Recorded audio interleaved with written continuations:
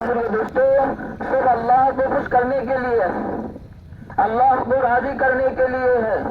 آج تک کوئی موقع ایسا نہیں آیا ہے میرے بھائیوں دوستوں، آج ہم پر حالات بھی بہت نازک آ چکے ہیں۔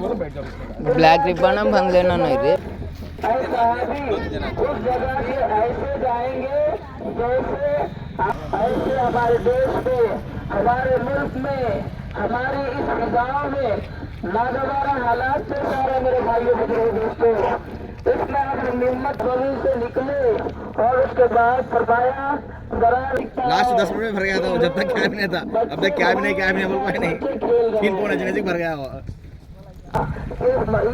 کے قریب شبیر بھائی اگر وضو نہیں تو وضو کر لو نہیں بولے چلو بسم اللہ بیٹھ ایک بچہ ایسا تھا جس کے اللہ اکبر اللہ اکبر الحمد للہ رب العالمین الرحمن الرحیم مالک یوم الدین نستعین اهدنا الصراط المستقیم صراط الذین انعمت تو بھی بڑے اطمینان کے ساتھ کوئی شور نہیں کرنا چاہیے، کوئی گڑبڑ نہیں کرنا چاہیے۔ یہ ہمارا ایک انوکھا طریقہ ہے، اسی لیے کہ ابھی کہا گیا کہ مسلمان وہ قوم ہے جو غیر بھی مسلمانوں کے اخلاق کو لے کر ایمان کے اندر داخل ہوتی ہے۔ ایک مسلمان دوسرے مسلمانوں سے تکلیف، غیروں کو بھی تکلیف نہیں پہنچتا، یہاں تک کہ ایمان والے جانوروں کو بھی تکلیف نہیں پہنچاتی۔ یہ مسلمانوں کی صفت ہونی چاہیے۔ الغرض میرے محترم بزرگوں عزیز بھائیوں جو پیچھے آ رہے ہیں، نماز کی نیت بولی جا رہی ہے وہ تیزی کے ساتھ آ جائے۔ عید الفطر کی 2 رکعت واجب نماز زائد 6 تکبیروں کے ساتھ پڑھتا ہوں، اللہ کے واسطے منہ میرے کعبہ شریف کے تابع اس امام کے۔ عید الفطر کی امام کی استعانت کرنے کرنے کے بعد امام جب تکبیر کہہ کر اللہ اکبر کہہ کر دونوں ہاتھ باندھتا ہے تو آپ بھی باندھ لیں، سنا پڑھی جائے گی، فاتحہ پڑھی جائے گی، سورت پڑھی جائے گی، رکوع اور سجود ہوں گے۔ اس کے بعد کسی رکعت کے لیے جب امام اٹھتا ہے تو سارے لوگ اٹھ جائے۔ السلام عید الفطر ما ستة شيء تكبيران رحمكم الله ان الله ملائكته يصلون على النبي۔ ہماری آنکھ ہماری ایک نماز میں مدیحہ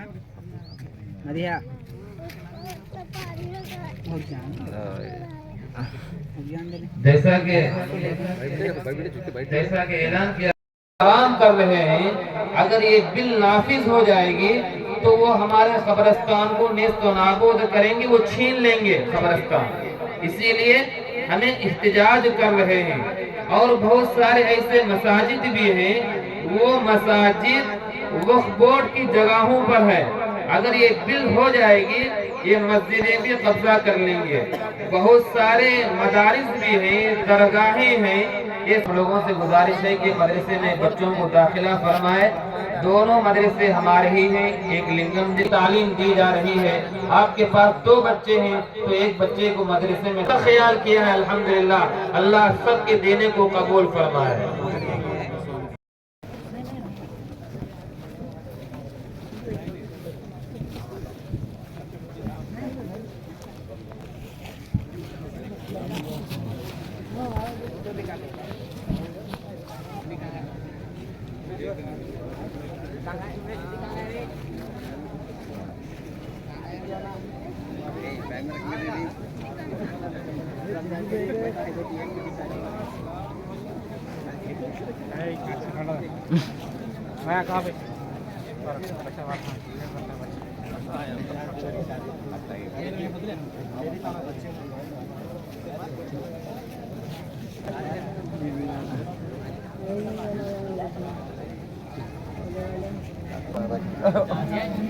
دین سے کیا مطالبہ کرتا ہے؟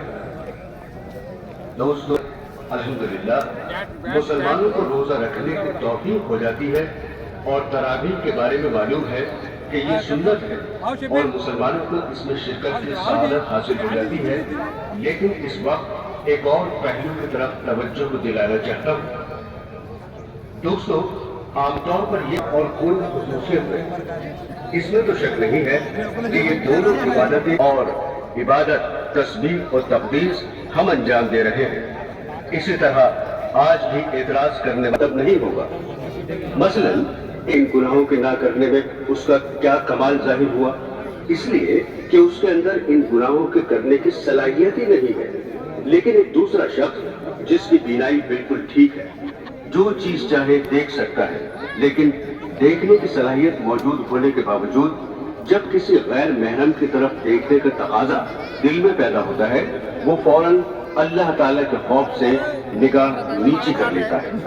اب بظاہر دونوں گناہوں سے بچ رہے ہیں، لیکن دونوں میں زمین کتنے ہی بڑے سے بڑے مقام پر پہنچ جائے، حتیٰ کہ سب سے اعلیٰ مقام یعنی نبوت پر پہنچ جائے، تب بھی وہ کھانے پینے سے مستثنی نہیں ہو سکتا۔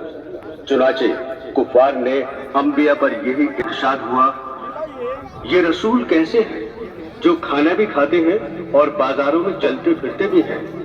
تو برادران اسلام، کھانے کا تقاضا انبیاء کے ساتھ بھی لگا، جس کو بھوک بھی لگے گی، پیاس بھی لگے گی اور اس کے اندر شہوانی تقاضے بھی پیدا ہوں گے اور گناہ کرنے کے دائیں بھی ان کے اندر پیدا ہوں گے، لیکن اور مجھے یاد کر کے اپنے نفس کو اس گناہ سے بچا لے گا۔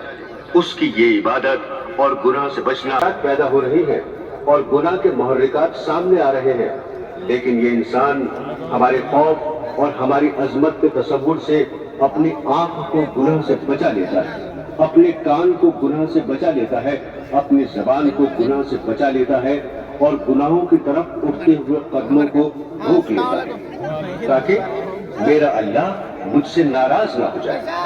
یہ عبادت فرشتوں کے بس میں نہیں تھی، اس عبادت کے لیے بھی گناہ کا خیال پیدا ہوا اور حضرت یوسف تو اس سے حضرت یوسف علیہ السلام پر اعتراض اور ان کی تنقید بیان کرتے ہیں، حالانکہ قرآن کریم یہ بتلانا چاہتا ہے کہ گناہ کا خیال آ جانے کے باوجود اللہ تعالیٰ کے خوف اور ان کی عظمت کے استحضار سے اس گناہ کے خیال پر عمل نہیں کیا، اور اللہ تعالیٰ کے کرنے کی صلاحیت ہی نہ ہوتی اور گناہ کا تقاضا ہی پیدا نہ ہوتا، پھر تو کمال کی کوئی بات نہیں تھی۔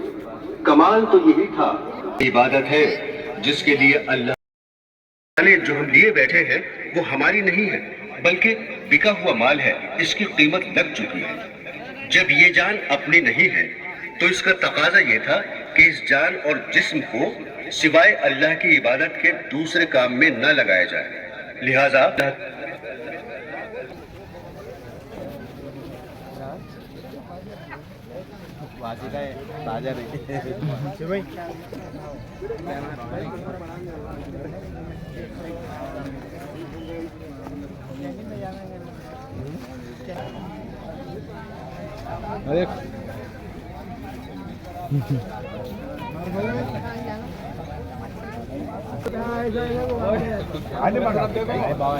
मालिक भाई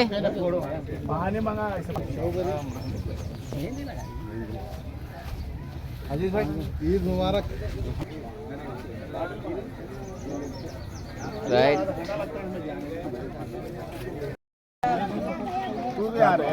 जा भाई।